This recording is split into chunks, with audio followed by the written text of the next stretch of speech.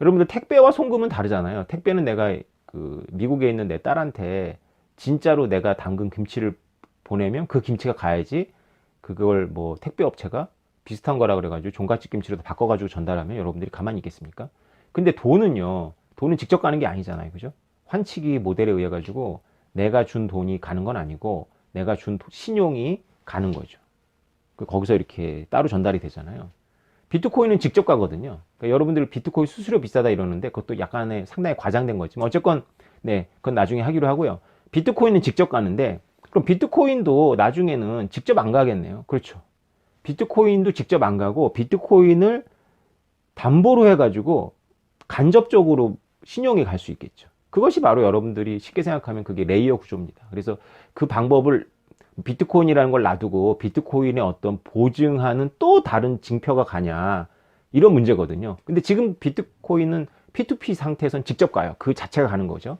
근데 그렇게 꼭 갈 필요가 없는 거예요. 인간은 신용이 있기 때문에. 그래서 비트코인의 그 속도라는 것도 신용카드를 뭐 못 따라간다고 그러는데 신용카드가 간접적으로 송금하는 거잖아요. 그죠? 간접적인 신용이잖아요. 그러니까 신용카드가 이렇게 빠른 이유는 사실은 그 기술이 좋아서라기보다는 어마어마한 신용카드 회사가 그걸 보증하기 때문 아닙니까? 그러면 비트코인은 그 자체가 가는 성격도 있고 그 자체를 믿을 수도 있는데 그런 신용 시스템하고 결합이 되면 비트코인이야말로 제일 빠르겠죠.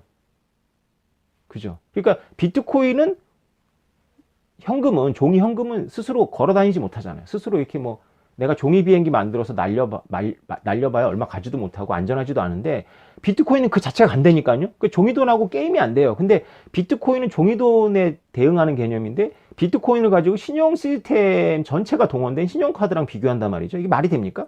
그럼 비트코인은 그 신용 시스템하고 결합 안 한대요?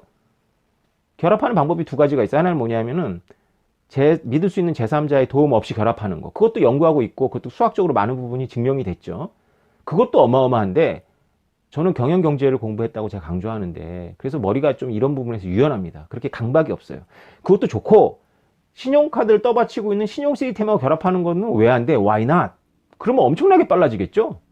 어떤 불편도 못 느낄 겁니다. 됐습니다. 그래서 제가 이제 여러분들한테 계속 강조하는 게 금융권하고 비트코인하고 어떤 결합 정도를 이제 여러분들한테 이렇게 자꾸 강조하는 거죠. 그러니까 비트코인 맥시멀리스트 혹은 비트코인 코어는 금융권하고 비트코인이 결합하는 것을 이렇게 타락이라고 좀 보는 경향이 있어요. 아, 뭐 비트코인이 타락했다. 그러면 안 된다. 비트코인은 원래 철학대로 이렇게 분산 시스템에서 이렇게 움직여야 된다. 이런 관점에서 보면 타락이죠. 근데 저는 그렇게 보지 않아요. 예, 결국 비트코인은 인류를 바꿀 기술이고 모든 인류에게 영향을 미칠 건데 지금 사람들이 혼미해가지고 오해를 하고 있지만 어쨌건 그 비트코인의 본질은 아까 처음에 말씀드렸던 그 레지스탄스 그 채굴처럼 본성은 남아 있는 거예요. 그런데 실제로 지금 돌아가는 건 산업화된 채굴이거든요. 산업화된 채굴은 노출이 됩니다. 소음 때문에 노출이 되고 전기를 엄청 잡아먹기 때문에 노출이 됩니다.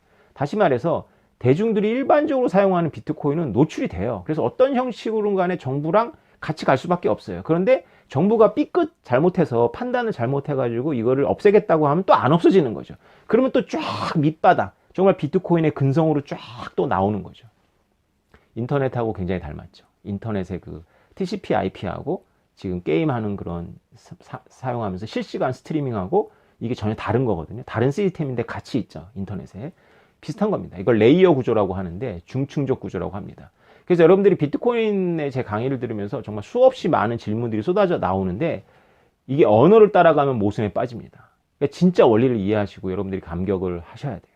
네. 오늘 또 제 이야기를 못했네요. 네, 참 언제 하게 될지 잘 모르겠는데요. 제가 어떻게 이 깨달음을 얻고 돈을 못 벌었는지 이야기는 또 언제 모를 다음 편에서 또 시도해 보도록 하고요. 어제 영상에 대한 여러분들의 질문들이 많아서 제가 이렇게 답하다 보니까 오늘 이렇게 제목을 뭘로 달아야 될지 모르는 영상을 찍게 됐습니다. 저 또 나가서 사업을 하고 먹을들을 만나고 다녀야 됩니다. 네, 여러분 오늘 하루 좋은 하루 보내십시오. 감사합니다.